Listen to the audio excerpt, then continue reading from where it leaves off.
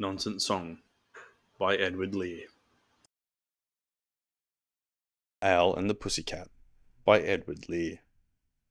The owl and the pussycat went to sea in a beautiful pea-green boat. They took some honey and plenty of money wrapped up in a 5-pound note. The owl looked up to the stars above and sang to a small guitar, "O lovely pussy, O pussy, my love, what a beautiful pussy you are. You are, you are, what a beautiful pussy you are." Pussy said to the owl, "You elegant fowl, how charmingly sweet you sing. Oh, let us be married, too long we have tarried, but what shall we do for a ring?" They sailed away for a year and a day to the land where the bong tree grows, and there in a wood a piggy-wig stood, with a ring at the end of his nose, his nose, his nose, with a ring at the end of his nose. "Dear pig, are you willing to sell for 1 shilling your ring?" said the piggy. "I will." So they took it away and were married next day by the turkey who lives on the hill. They dined on mince and slices of quince, which they ate with a runcible spoon, and hand in hand on the edge of the sand they danced by the light of the moon. The moon, the moon, they danced by the light of the moon. The Duck and the Kangaroo by Edward Lear. Said the duck to the kangaroo, "Good gracious, how you hop over the fields and water too, as if you never would stop. My life is a bore in this nasty pond, and I long to go out in the world beyond. I wish I could hop like you," said the duck to the kangaroo. "Please give me a ride on your back," said the duck to the kangaroo. "I would sit quite still and say nothing but quack the whole of the long day through, and we'd go the Dee and the Jelly Bo Lee over the land and over the sea. Please take me a ride, oh do," said the duck to the kangaroo. Said the kangaroo to the duck, "This requires some little reflection. Perhaps on the whole it might bring me luck, and there seems to be one objection, which is, if you'll let me speak so bold, your feet are unpleasantly wet and cold, and would probably give me the rheumatiz," said the kangaroo. Said the duck, as I sate on the rocks, "I have thought over that completely, and I bought 4 pairs of worsted socks, which fit my web feet neatly. And to keep out the cold I've bought a cloak, and every day a cigar I'll smoke, and to follow my own dear true love of a kangaroo." Said the kangaroo, "I'm ready, all in the moonlight pale, but to balance me well, dear duck, sit steady, and quite at the end of my tail." So away they went with a hop and a bound, and they hopped the whole world 3 times round. And who so happy, oh who, as the duck and the kangaroo? The Daddy Longlegs and the Fly by Edward Lear. Once Mr. Daddy Longlegs, dressed in brown and grey, walked about upon the stands, upon a summer's day. And there among the pebbles, when the wind was rather cold, he met with Mr. Floppy Fly, all dressed in blue and gold. And as it was too soon to dine, they drank some periwinkle wine, and played an hour or 2 or more at battlecock and shuttledore. Said Mr. Daddy Longlegs to Mr. Floppy Fly, "Why do you never come to court? I wish you'd tell me why. All gold and shine, in dress so fine, you'd quite delight the court. Why do you never go at all? I really think you ought. And if you want, you'd see such sights, such rugs and jugs and candle lights, and more than all, the king and queen, one in red and one in green." "Oh, Mr. Daddy Longlegs," said Mr. Floppy Fly, "it's true I never go to court, and I will tell you why. If I had 6 long legs like yours, at once I'd go to court, but oh, I can't because my legs are so extremely short. And I'm afraid the king and queen, one in red and one in green, would say aloud, 'You are not fit, you fly, to come to court a bit.'"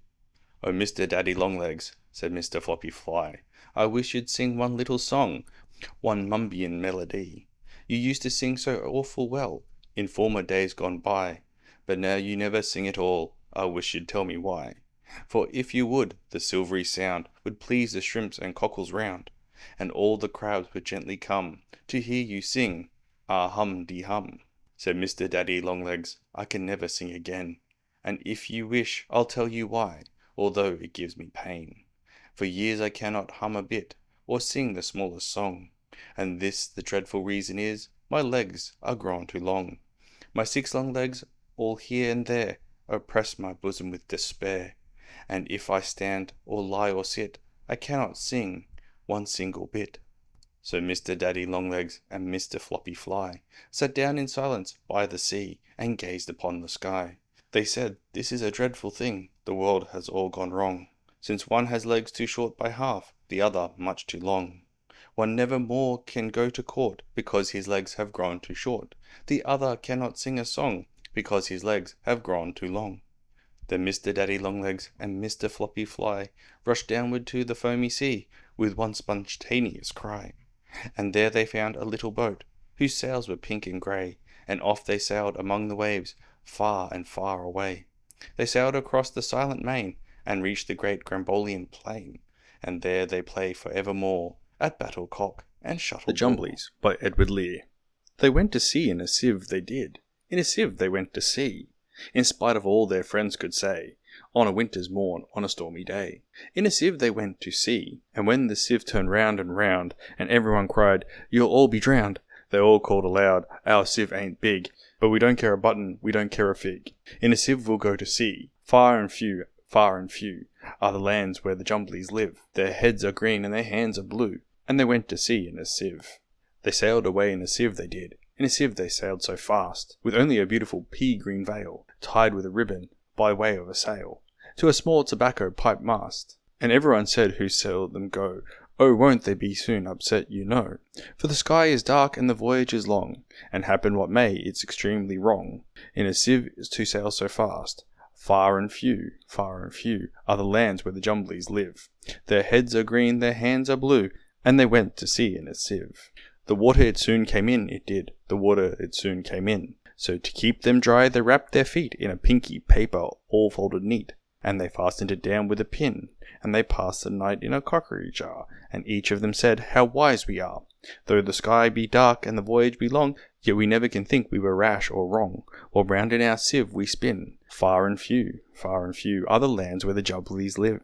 Their heads are green and their hands are blue," and they went to sea in a sieve. And all night long they sailed away, and when the sun went down, they whistled and wobbled a moony song, to the echoing sound of a coppery gong, in the shade of the mountains brown. "O Timbaloo, how happy we are, when we live in a sieve and a crockery jar, and all night long, in the moonlight pale, we sail away with a pea-green sail, in the shade of the mountains brown. Far and few are the lands where the Jumblies live. Their heads are green and their hands are blue," and they went to sea in a sieve. They sailed to the western sea, they did, to a land all covered with trees, and they bought an owl and a useful cart, and a pound of rice and a cranberry tart, and a hive of silvery bees, and they bought a pig and some green jackdaws, and a lovely monkey with lollipop paws, and 40 bottles of ring-bo-ree, and no end of Stilton cheese. Far and few are the lands where the Jumblies live. Their heads are green and their hands are blue, and they went to sea in a sieve. And in 20 years they all came back, in 20 years or more. And everyone said, "How tall they've grown, for they've been to the lakes and the torrible zone, and the hills of the Chankly Bore. And they drank their health and gave them a feast of dumplings made of beautiful yeast. And everyone said, if only we live, we too will go to the sea in a sieve, to the hills of the Chankly Bore. Far and few are the lands where the Jumblies live. Their heads are green and their hands are blue, and they went to sea in a sieve." The Nutcrackers and the Sugar Tongs by Edward Lear. The Nutcracker sate by a plate on the table, the Sugar Tongs sate by a plate at his side, and the Nutcracker said, "Don't you wish we were able along the blue hills and green meadows to ride? Must we drag on this stupid existence forever, so idle and weary, so full of remorse, while everyone else takes his pleasure and never seems happy unless he is riding a horse? Don't you think we could ride without being instructed, without any saddle or bridle or spur? Our legs are so long and so aptly constructed, I'm sure that an accident could not occur. Let us all of a sudden hop down from the table, and hustle downstairs, and each jump on a horse. Shall we try, shall we go? Do you think we are able?" The Sugar Tongs answered distinctly, "Of course." So down the long staircase they hopped in a minute. The Sugar Tongs snapped, and the Crackers said crack. The stable was open, the horses were in it. Each took out a pony and jumped on his back. The cat in a fright scrambled out of the doorway. The mice tumbled out of a bundle of hay. The brown and white rats and the black ones from Norway screamed out, "They are taking the horses away." The whole of the household was filled with amazement. The cups and the saucers danced madly about. The plates and the dishes looked out of the casement. The salt cellar stood on his head with a shout. The spoons with the clatter looked out of the lattice. The mustard pots climbed up the gooseberry pies. The soup ladle peeped through a heap of veal patties, and squeaked with a ladle-like scream of surprise. The frying pan said, "It's an awful delusion." The tea kettle hissed and grew black in the face. And they all rushed downstairs in the wildest confusion to see the great Nutcracker sugar tong race. And out of the stable, with screamings and laughter, their ponies were cream-coloured, speckled with brown. The Nutcrackers first and the sugar tongs after rode all round the yard, and then all round the town. They rode through the street, and they rode through the station. They galloped away to the beautiful shore. In silence they rode, and made no observation, save this: "We will never go back any more." And still you might hear, till they rode out of hearing, the sugar tong snap and the crackers say crack, till far in the distance, their forms disappearing, they faded away, and they never came back. Calico Pie by Edward Lear. Calico pie, the little birds fly down to the calico tree. Their wings were blue, and they sang tilly-loo, till away they flew, and they never came back to me. They never came back, they never came back, they never came back to me. Calico Jam, the little fish swam over the syllabub sea. He took off his hat to the sole and the sprat and the willoughby wat, but he never came back to me. He never came back, he never came back, he never came back to me. Calico Ban, the little mice ran to be ready in time for tea. Flip-ty-flop, they drank it all up and danced in the cup, but they never came back to me. They never came back, they never came back, they never came back to me. Calico Drum, the grasshoppers come, the butterfly, beetle, and bee, over the ground, around and round, with a hop and a bound. But they never came back, they never came back, they never came back, they never came back to me. Mr. and Mrs. Sparrow by Edward Lear. On a little piece of wood, Mr. Spicky Sparrow stood. Mrs. Sparrow sate close by, a-making of an insect pie, for her little children 5, in the nest and all alive, singing with a cheerful smile, to amuse them all the while. Twicky wicky wee, wicky bicky twicky tee, spicky bicky bee. Mrs. Spicky Sparrow said, "Spicky, darling, in my head many thoughts of trouble come, like to flies upon a plum. All last night among the trees, I heard you cough, I heard you sneeze, and I thought it's come to that, because he does not wear a hat. Chippy whippy sicky tee, bicky wicky ticky me, spicky chippy wee. Not that you are growing old, but the nights are growing cold. No one stays out all night long without a hat, I'm sure it's wrong." Mr. Spicky said, "How kind, dear you are, to speak your mind. All your life I wish you luck. You are a lovely duck.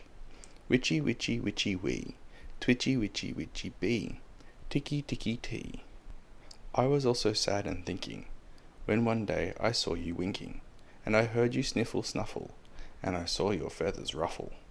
To myself I sadly said, "She's neuralgia in her head. That dear head has nothing on it. Ought she not to wear a bonnet? Witchy kitchy kitchy wee, spicky wicky micky bee, chippy whippy chee. Let us both fly up to town, there I'll buy you such a gown, which completely in the fashion, you shall tie a sky blue sash on, and a pair of slippers neat, to fit your darling little feet, so that you will look and feel quite gallobious and genteel. Chicky wicky bicky see, chicky bicky wicky bee, twicky witchy wee."